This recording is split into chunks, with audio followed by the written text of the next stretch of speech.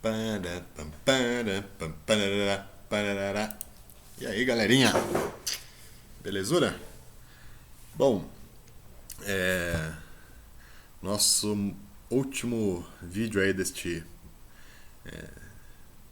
desta APNP neste momento, né, a gente encerrou com essa correção que será feita a seguir é, os temas referentes aí ao primeiro e o segundo bimestre, né, então ao conteúdo todo. Lembrando que né,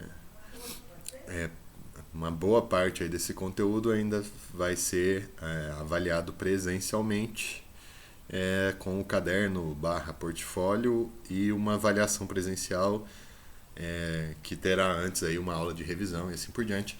Então não se preocupem tanto com isso, mas sim em estar fazendo as atividades e assim por diante. Eu coloquei aí somente para ilustrar a tabela como ela funciona, né? Os que estão em cinza tá com a pontuação máxima ali para vocês não assustarem com o conceito, é, mas aí daí vai ser substituído pelo rendimento de vocês. Desculpem aí.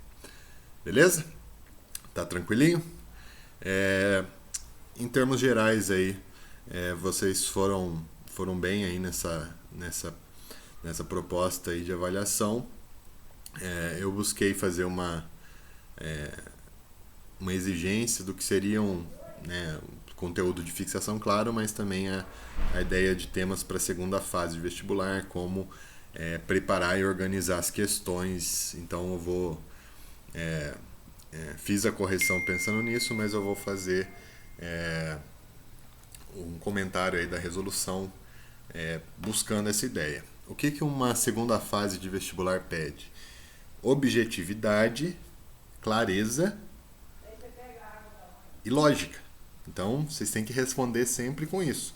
Seu objetivo, responder exatamente a pergunta do jeito que ela é feita, na ordem que ela é feita. Seu objetivo, não ficar enrolando. E clareza. Então, cuidado quem faz aquelas respostonas e tal, que gosta de deixar tudo bem claro. Eu acho bom, acho legal que você dominou tudo, mas como tem um limite de linhas aí na segunda fase, vocês têm que ficar atento a isso, né? Tentar ser mais sucinto, ver quais são os pontos principais. É isso que é cobrado, tá bom? Então vamos lá. Há dois conceitos fundamentais, né, na geografia urbana, né, para compreender as cidades e suas relações com espaços geográficos: rede urbana e hierarquia urbana. Com base nos conteúdos estudados e seus conhecimentos, responda. Diferencie os conceitos de rede urbana e hierarquia urbana. E B. Explique as diferenças fundamentais entre o esquema clássico e o atual de hierarquia urbana. E aí tem a imagem aí para ajudar um pouquinho. Então vamos lá. Rede urbana. O que é rede urbana? São, né, a ligação entre cidades próximas no mesmo país ou em países vizinhos e as infraestruturas de transporte e telecomunicação que envolve a conexão entre essas cidades e dão suporte, né, à circulação de pessoas, mercadorias, informações e capital entre elas. Isso é uma rede urbana. Qual a diferença da rede urbana para a hierarquia urbana? Rede urbana é basicamente esse caráter estrutural, né, de como as infraestruturas, os sistemas de engenharia são colocados, produzidos de modo a conectar as cidades.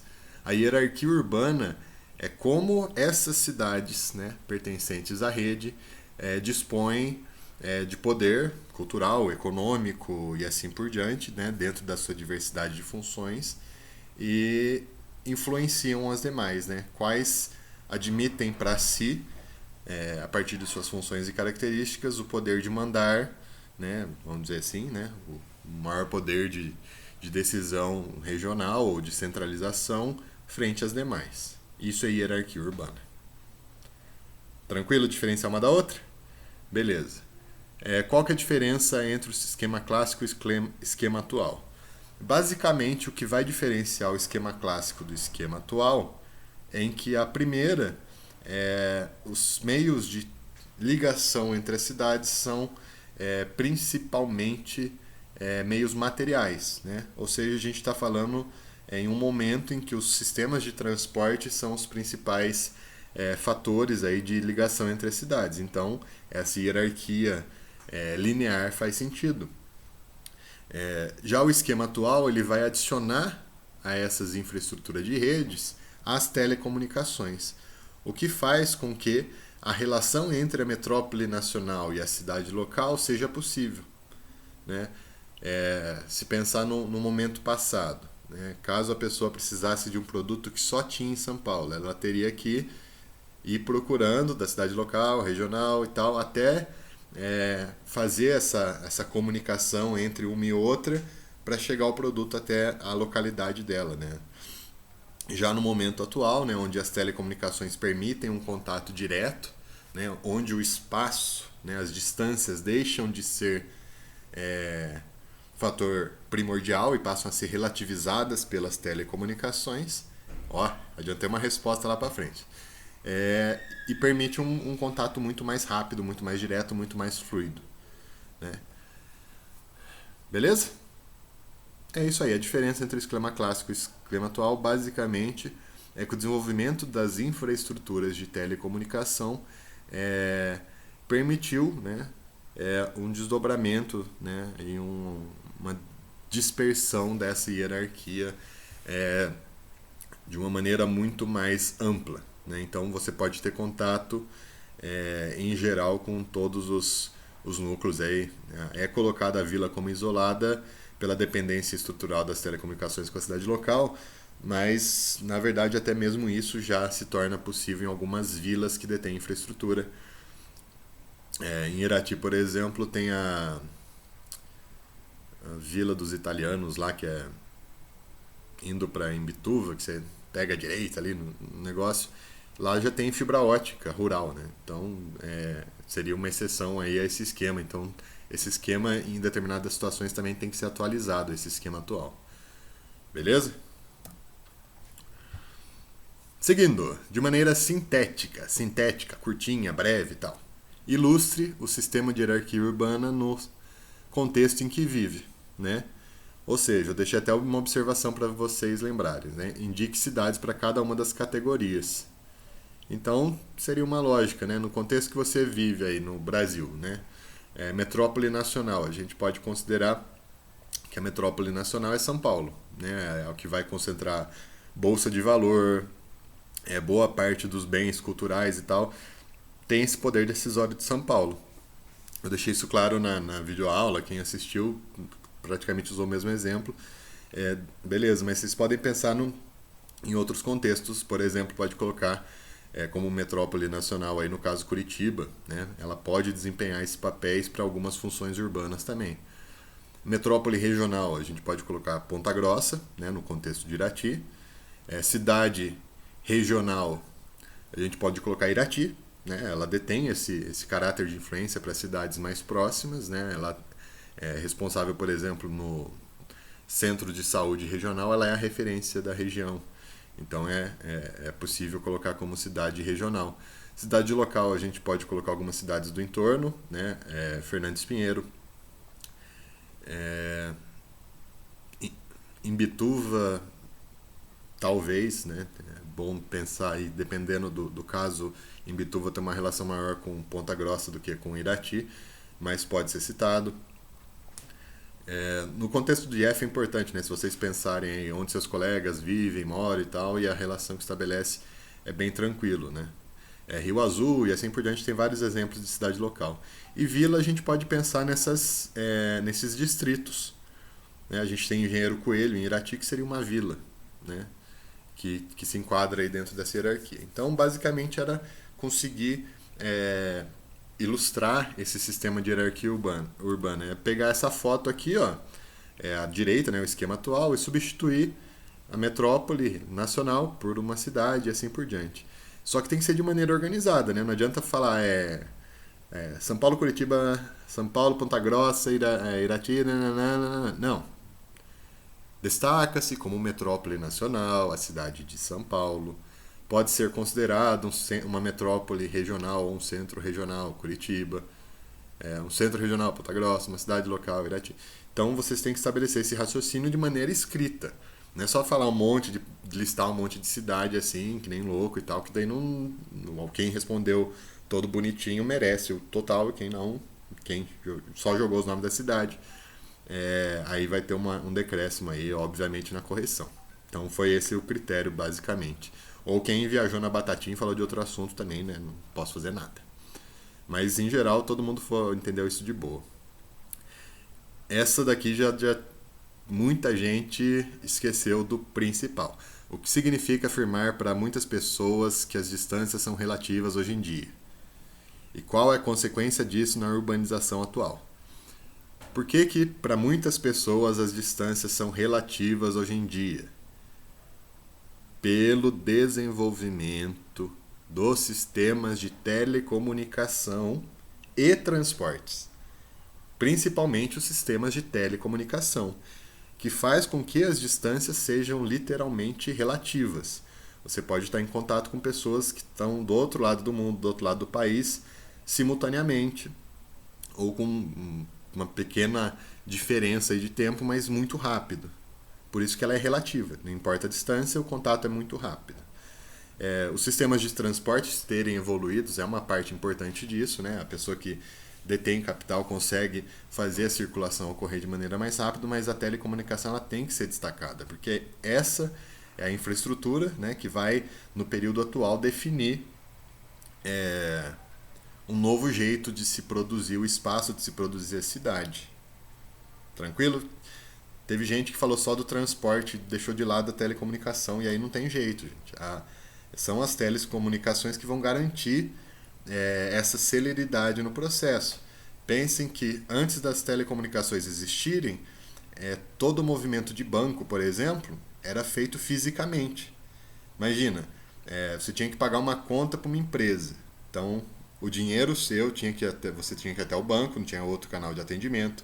Ser atendido por uma pessoa que ia pegar aquelas notinhas, falar que foi pago ali, te dar um recibo que foi pago ali e mandar esse dinheiro para o seu devedor. Olha que loucura, hoje em dia é tudo feito eletronicamente, inclusive as remessas de dinheiro eletrônico, né? Títulos, capitais e tal, tudo vai circular de maneira mais artificial, e as remessas físicas de dinheiro mesmo são feitas só num saldo aí a cada 15 dias, a cada um mês, o que facilita muito, né, em termos logísticos e tal, tudo isso. Beleza? Qual a consequência disso para a urbanização atual? Então, esse desenvolvimento das infraestruturas de telecomunicação e transporte vai gerar dois processos na urbanização brasileira recentemente, que vão ser o quê? E aí é onde o pessoal vacilou, estava lá na aulinha da passada. A gente vai ter a involução metropolitana, ou seja, as metrópoles vão crescer a taxas cada vez menores. Por quê? Porque as distâncias são relativas, então não tem mais essa centralidade produtiva da metrópole. Então, a boa parte da produção vai ser transferida para cidades ao entorno, cidades médias, assim por diante. Então, a involução metropolitana e um crescimento das cidades médias. Por quê? Porque é mais barato a mão de obra numa cidade média, Ponta Grossa, por exemplo, do que Curitiba. É mais barato a mão de obra numa cidade como Irati do que em Curitiba. Pelo próprio custo de vida, pelas condições médias de concorrência. A pessoa não tem tanta oportunidade de emprego. Chega lá, uma empresa oferece uma oportunidade para a região muito atrativa. A pessoa fica lá e fica 20 anos na empresa, não sai porque não tem outra empresa que vai oferecer um cargo parecido. Diferentemente de um grande centro que vai ter a todo momento essa concorrência. Então, esse processo de transformação vai gerar esses dois fenômenos simultaneamente. Involução metropolitana e crescimento das cidades médias. Esse é o processo que acontece hoje em dia. As cidades médias estão crescendo cada vez mais e as metrópoles estão crescendo, mas em taxas cada vez menores, né? Por isso é chamado de involução. Quem errou essa é porque não viu a videoaula. Peguei no pulo, hein? Mas beleza? Qualquer dúvida aí, vocês dão um help que a gente explica isso mais profundamente. Seguindo. Qual é a diferença entre megacidade e cidade global e qual o papel delas do capitalismo informacional? Um ou outro aí que só cometeu um errinho, mas para ser bem sucinto na resposta, como que a gente tem que elaborar isso? Megacidade é um caráter puramente demográfico quantitativo, ou seja, qualquer cidade que possua mais de 10 milhões de habitantes é chamada megacidade. Ponto. Já explicou. Ok? Cidade global é aquela que, dentro das suas funções urbanas, está em constante interação com o que acontece de mais moderno, de mais novo, de mais atual dentro do sistema capitalista global, né? É chamada cidade global, né? Aquela que atua em consonância com as dinâmicas mundiais, né? Que desenvolve tecnologia, que difunde tecnologia, que difunde cultura, que difunde padrões de consumo e assim por diante. Elas possuem funções centralizadoras e difusoras de informação, ciência, tecnologia, inovação e assim por diante. Essas são cidades globais. Uma megacidade pode ser uma cidade global? Sim. Uma megacidade obrigatoriamente é uma cidade global? Não. Uma megacidade somente tem 10 milhões de habitantes. Ponto final. Uma cidade global tem que ser uma megacidade? Não. Tem cidades globais que têm 2 milhões de habitantes. Não tem problema. Faz parte. Né? Ela conseguiu alcançar isso, essa função urbana, sem ter necessariamente um processo de metropolização naquele local. Tranquilo? Alguma dúvida? Você? Não?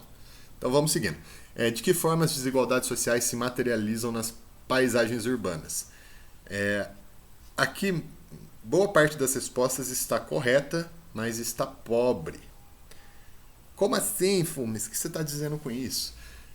Quando vocês são questionados a ilustrar como uma coisa acontece, como isso, né? Procurem pensar em eixos diferentes. Então, de que forma as desigualdades sociais se materializam nas paisagens urbanas? Tá bom.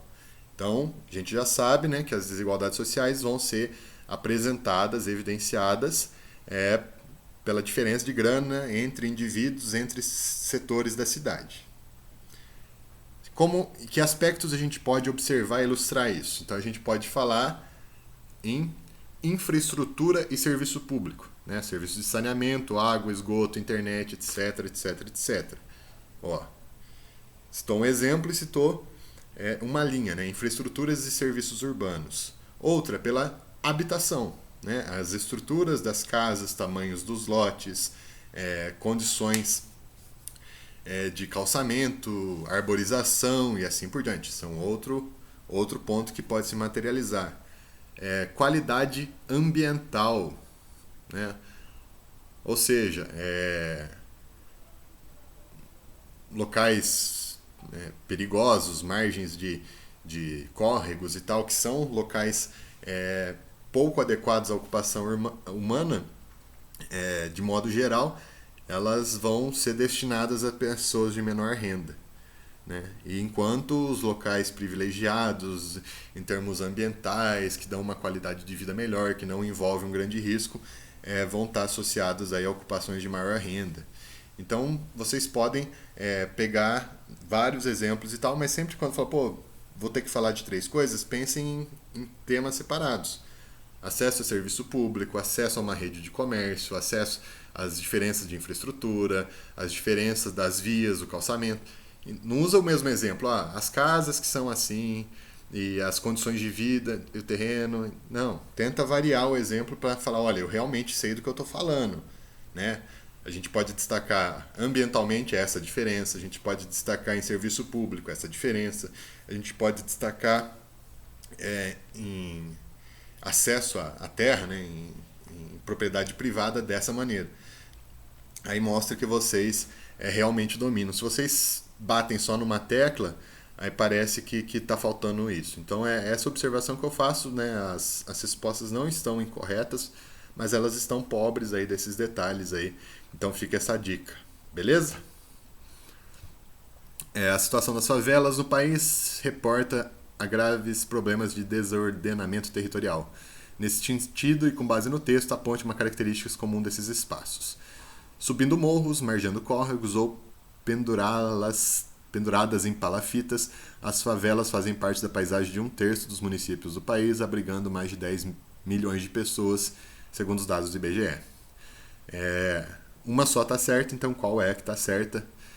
O planejamento para a implantação de infraestruturas urbanas necessárias às necessidades básicas dos moradores. Não é comum esse planejamento, né? Ausente esse planejamento. A organização de associação de moradores interessados na melhoria do espaço financiados pelo poder público. Não existe isso também. Não é comum isso nesses locais de ocupação, né? Nas favelas e assim por diante. A presença de ações referentes à educação ambiental com consequente preservação dos espaços naturais. Não é isso que ocorre de maneira abrangente no país, né? A ocupação de áreas de risco suscetíveis a enchentes, desmoronamentos com consequentes perdas materiais humanas, sim, né? Subindo morros, margeando córregos e penduradas em palafitas. Só isso já ilustra bem como que é a situação. Tranquilo?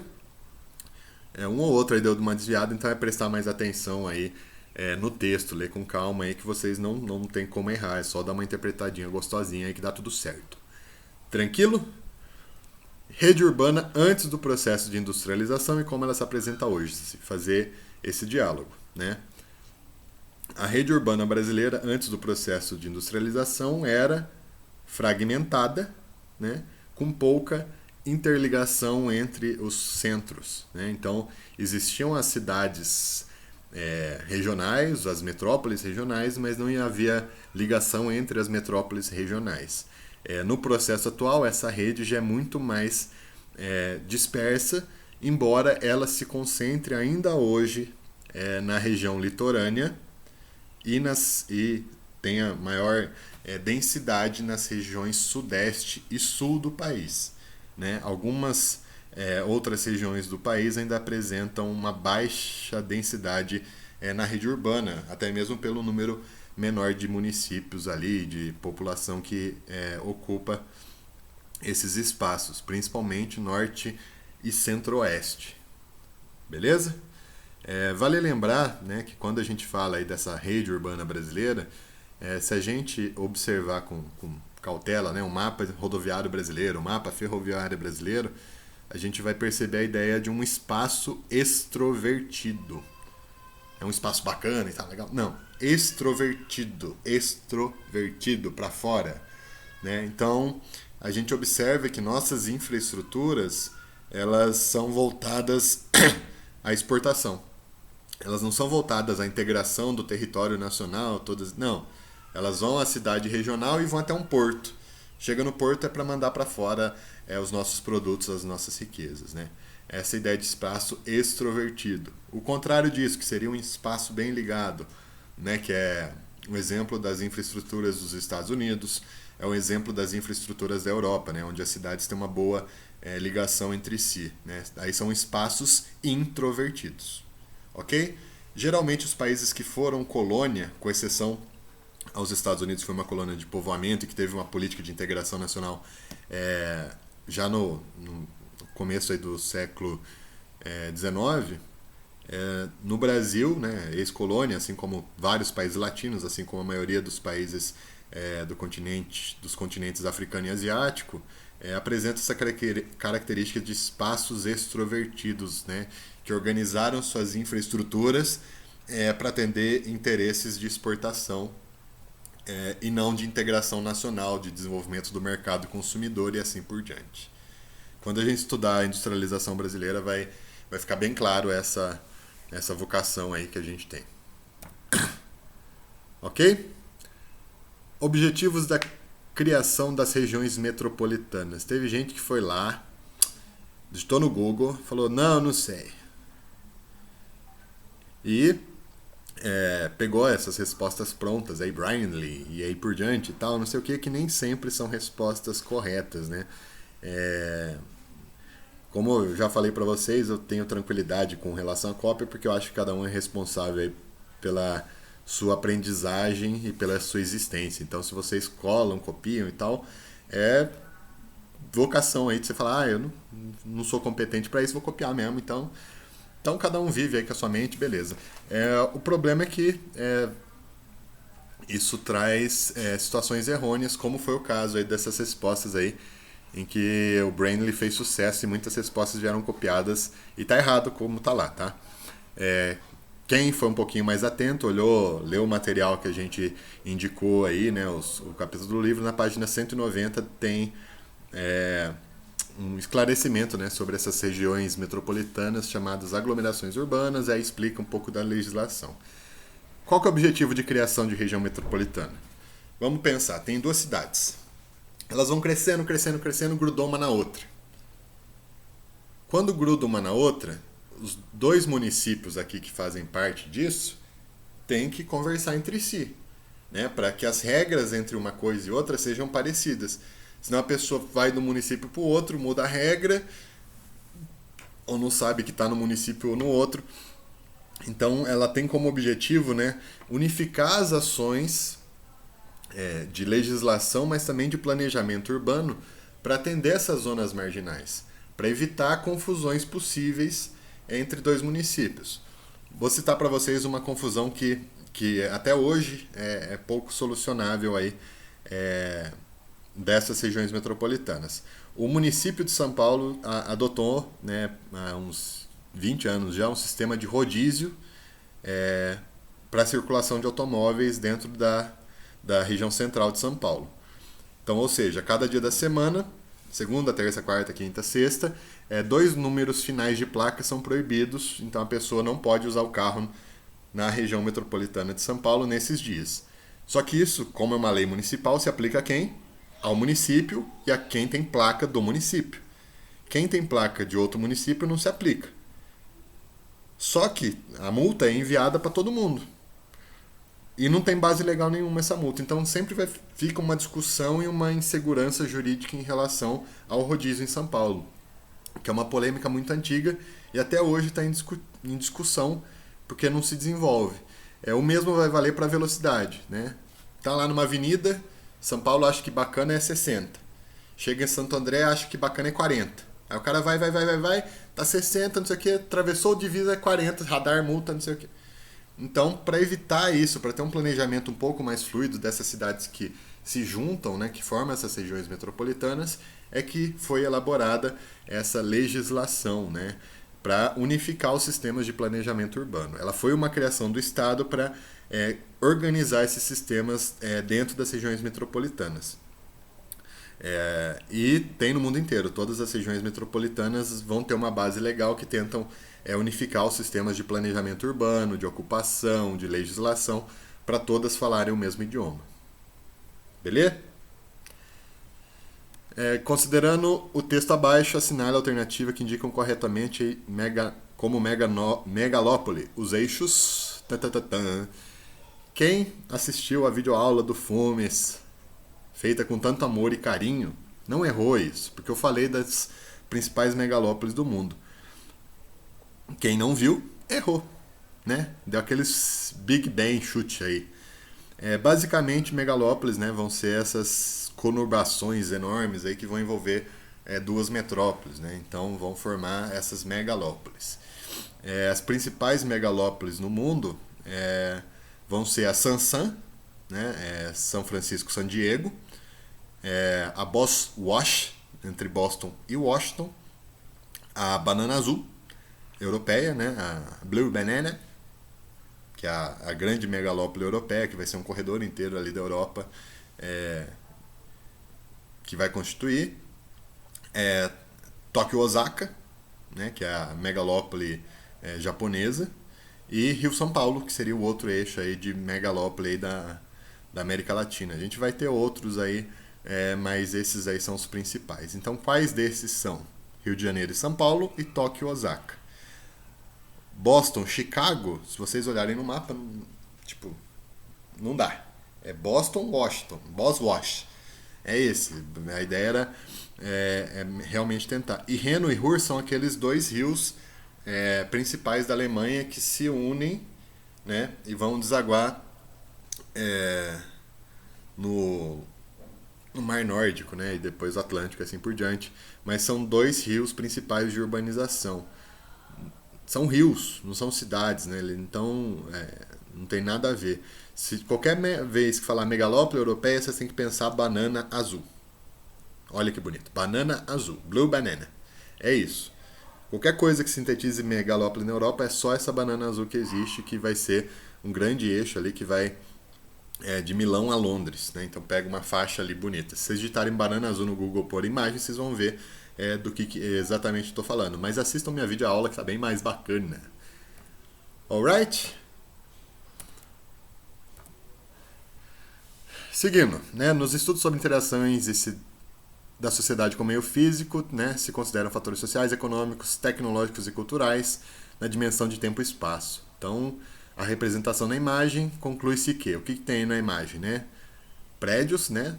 E ao mesmo tempo um processo aí de favelização, né? Umas palafitas aí ilustrando ocupações próximas às beira de rio, então envolvendo risco aí de alagamento, inundação, fora problemas sanitários, né?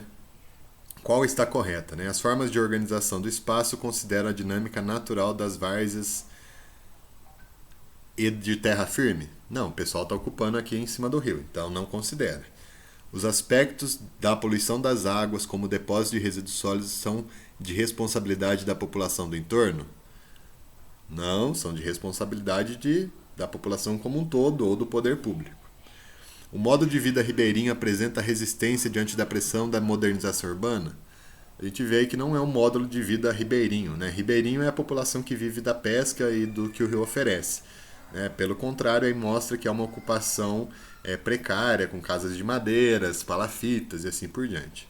A população urbana encontra diferentes formas de adaptação na adversidade do ambiente urbano? Não, né? Não são formas de adaptação, né? São formas aí de produção do espaço e não de adversidade do ambiente urbano, né? O contraste das formas revela a desigualdade das condições de vida da população da cidade. Aí tá na cara, tá, bateu o olho, né? Dá pra ver o contraste entre uma coisa e outra. Então era só observar a imagem com bastante firmeza que não tinha erro, então a maioria acertou aí. Quem se confundiu por uma coisa ou outra, mais atenção aí, por favor. A resposta de uma que está na outra, né? O que são cidades globais, megacidades, então tava de graça aí para quem quisesse voltar ali para preencher uma coisinha a mais e ia conseguir com a ajuda dessa questão aí, né? Cidades globais, né, são aquelas que são sedes de grandes corporações com fortes conexões similares em outros países, né? Então, a gente vai ter vários exemplos aí. Caracteriza. Nossa, tá muito pequenininho aqui na apresentação para eu ler, mas acho que tiveram 5 ou 6 pessoas aí que assinalaram errado, né? Eu espero que seja por uma desatenção e tal, mas era bem tranquilo.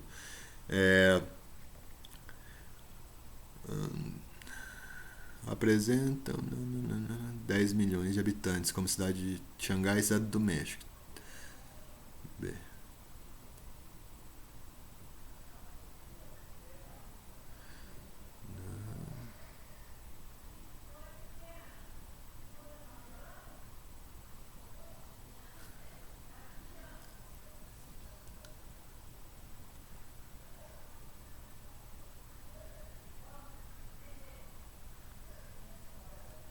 É C de coração, né? São muito importantes pela presença de grandes corporações, conexão, Paris e Xangai, né? E diferenciam-se pelo volume demográfico e nem sempre apresentam importância econômica proporcional. São exemplos Lagos na Nigéria e Nova Delhi na Índia. Beleza? C de cachorrinho. Desculpem aí, mas é que aqui não tá muito pequenininho mesmo na gravação, não consigo ver nem trocar de aba, senão também vai ficar meio louco. Mas é assim, todas as demais vão apresentar alguma contradição aí nos conceitos que a gente estudou. Os versos de Gabriel o Pensador, né, ilustram afirmação que milhões de brasileiros estão abaixo da linha da pobreza, vivendo em favelas, integrando bolsões de pobreza. São verdadeiras as afirmativas sobre o tema, exceto. Exceto é qual que tá errada, meu vizinho. Então vamos lá. Eu queria morar numa favela, o meu sonho é morar numa favela. Eu não sou registrado, eu não sou batizado, eu não sou civilizado, eu não sou filho do Senhor. Eu não sou computador, eu não sou consultado. Eu não sou vacinado, contribuinte não sou. Eu não sou empregado, eu não sou consumidor. Né? Mostra essa situação de marginalização que é colocada nessas ocupações de baixa renda. Né? Nos bolsões de pobreza, né, nos deparamos com uma radiografia, jovens entre 18 e 25, sem perspectiva de inserção no mercado de trabalho, por falta de oportunidade ou de qualificação. Diante dessa realidade, né, tem uma tendência à prostituição ou recrutamento ao narcotráfico, ao crime, assim por diante. Né. A desestruturação de famílias pobres, muito pela ausência de homens, tem contribuído para que sejam mantidas por mulheres. É uma realidade aí bem constante da sociedade brasileira, principalmente desses bolsões de pobreza. Né? Os bolsões de pobreza são resultantes das desigualdades sociais, do acesso à renda digna, de emprego, à terra, serviço de educação, saúde, moradia, enfim, do produto social, sem falar da exclusão social, cultural e do enfrentamento de preconceitos e discriminação pela própria sociedade, certo também, né? O processo acelerado de urbanização e o avanço técnico-científico têm contribuído para banir definitivamente os problemas dos bolsões de pobreza no país.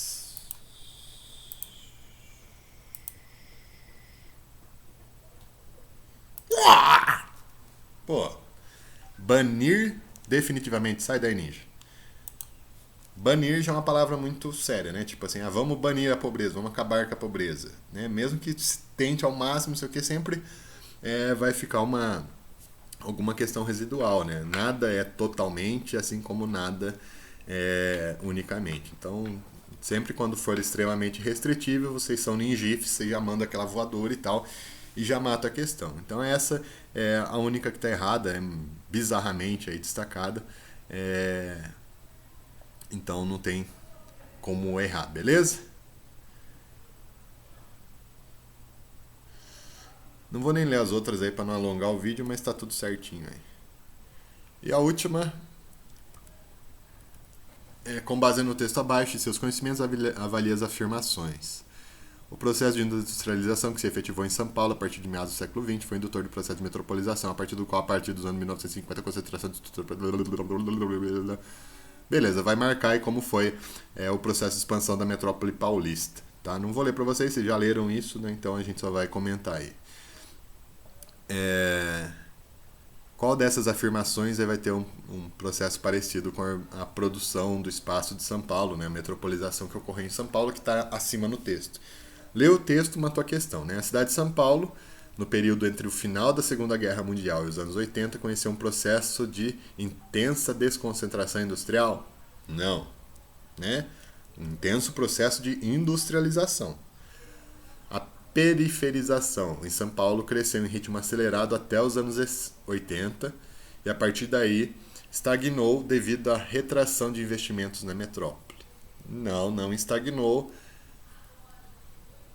Estagnou é uma palavra muito fácil, né? Parou o investimento. Não. Vai crescer em taxas menores, mas continua a ser um importante centro, né? Inclusive vai nesse processo de crescimento constante até os anos 2000 praticamente. Depois começa a ter esse crescimento regressivo, mas crescimento. A periferia de São Paulo continua tendo, nos dias de hoje, um papel fundamental de eliminar a fragmentação e a hierarquização social? Não, é o contrário, né? Ela faz parte desse processo de fragmentação e hierarquização socioespacial que ocorre na metrópole de São Paulo. O processo que levou à formação da metrópole paulista foi dual, pois, ao trazer modernidade, trouxe também segregação espacial. Essa tá bonita, hein? Ao trazer modernidade, trouxe também segregação espacial.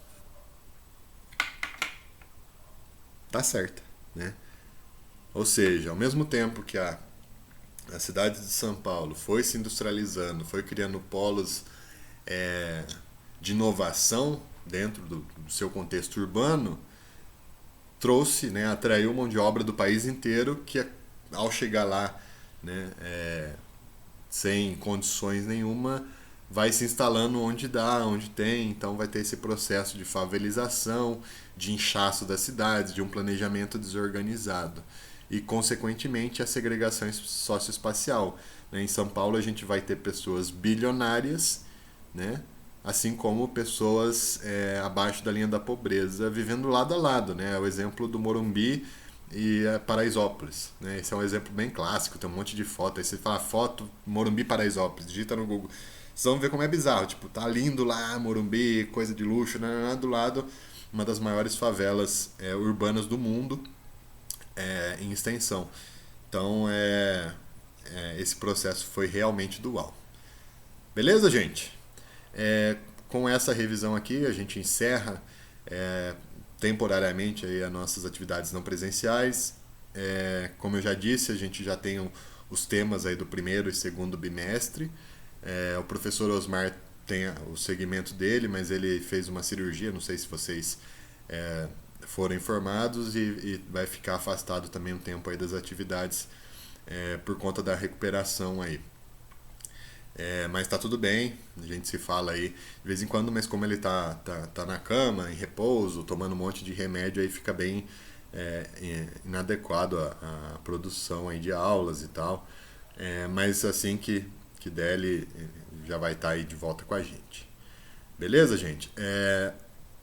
Assim que vocês entregarem, a gente encerra as atividades não presenciais, lembrando que no retorno da presencialidade, a gente vai ter esses 2 momentos aí de entrega dos cadernos e portfólios, vão ser avaliados também, e dessa avaliação pós uma aula aí de revisão geral de tudo que a gente viu, para ver se todo mundo aprendeu, deu para absorver e tal.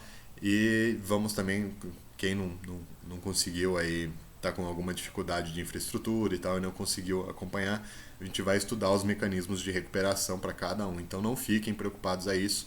A nossa ideia, na verdade, não é prejudicar ninguém, é ajudar frente às incertezas desse momento mesmo. Tá bom? Tô com saudade de todos vocês, não vejo a hora aí dessa doideira aí passar, de se arranjar alguma solução para isso, para que a gente possa realizar nossas trocas aí de experiências, de conhecimento de maneira muito mais humanizada. Tá bom? Qualquer coisa eu estou à disposição.